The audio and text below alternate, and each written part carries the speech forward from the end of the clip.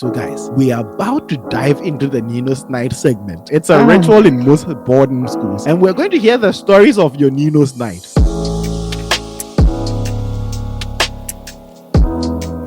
There's something called Neenos night. It's probably one of the dreaded events in high school. I'm going to start with Chris this time because I don't know how the seminaries do it. Chris, tell us about your Neenos night. What happened? Okay, so for our Ninos night, we have Ninos night in general together with a boarding house, and all first years from each house will climb the stage and then do something like perform, dance. My mom bought me wallabies. And in high school, when you wear wallabies, it means you can dance. So the first time the seniors saw me wear the wallabies, they said, I'm wearing, wow, I can dance.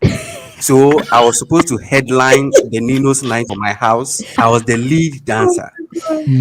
So I knew a few moves, and then I used that to redeem myself on stage. As a dancer. Oh, but you know the single-sex school Ninos night is not that bad, right? Tell us about your Ninos night. Look, the mixed school Ninos night is the worst. Like, it's like the time of your life where you're a bit shy, you're meeting new people, and then they want you to dress up in a very the most stupid way possible and stand in front of the whole school, and then you have to do something for them to laugh. Do something crazy. Anything. Crazy. So for my house, they will take one girl that will model for the house. They will take a few girls that will dance for the house, and the rest of the girls will fool for the house, and was a competition. I'm like, what kind of stress is this? And you know they allocated time for rehearsals, for practice, but I was a dancer for my house. Okay. Wendy, how was the big girls Ninos night like? Talk to us about it. So for Brie girls, you wake up early in the morning. So we wake up early around 4 a.m. or 5 a.m. We call something Jama. So you be singing Jama songs, going from one house to the other. And then one thing about Brie girls is, so within the form ones, like they look for one of the girls who is very curvy. In the form ones, and then she'll be the lead, because like whilst we are going singing, there's one particular song that actually says like, oh, this house has got beautiful girls, like heavy girls. Okay. So that girl will literally be turning around, flaunting, you know. Afterwards in the evening, they dress us like caricatures. Chalks and different colors of chalks, like we look like masquerades. And then, you know, for the girls that don't have big bums, they'll put like pillows and pillows there. And then we just have to go on stage and entertain these seniors or ladies. And then some have to also model. I was not in any of the categories. I was part of the people that were fooling. That's an interesting Ninos night. So when I went to Prempeh College, we also had a bit of the same traditions, right?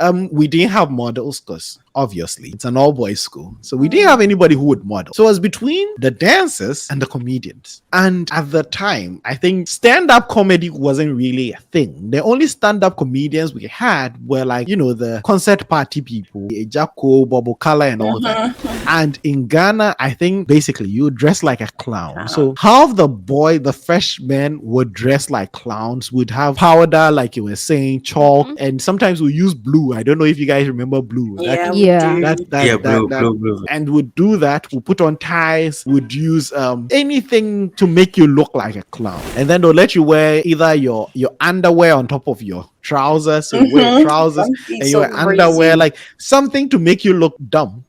And in Prempeh College, there were 9 houses at the time, and they would have an inter-house competition as to which house has the funniest bunch of freshmen. And because you didn't want your house to lose anything, I think it was one of those things we learned in high school, competition. Even though it wasn't a title worth claiming, you just didn't want to come out as the house that was not funny enough. And so for us, we took it seriously. Like, we poured some sweat into it. You went on there, and if it was a dance, a funny dance you were doing, or if it was something dumb you were saying, if it was a comedy skit you were doing, you did it with your best. You did your very best so that your house comes out as the funniest house. For the dancers, if you knew how to dance, you'd automatically jump into the limelight. You become a superstar of sorts, right? It was one of those bonding moments for a bunch of young men. Most of us hadn't even, we hadn't lived outside our homes for like, for school, and we hadn't met people from all over the country. So meeting people from all over the country and trying to put together a production, basically our first play together, it taught us a lot about teamwork, building connections, working with people, and using people's abilities. Because right from the jump, you'd see the funny guys. Yeah. They are talking to So you like, true. he talks funny, he is going to represent us, right? Yeah. Or he has a very good joke or something. So it was interesting. But talking about this, it would lead us beautifully into our next segment.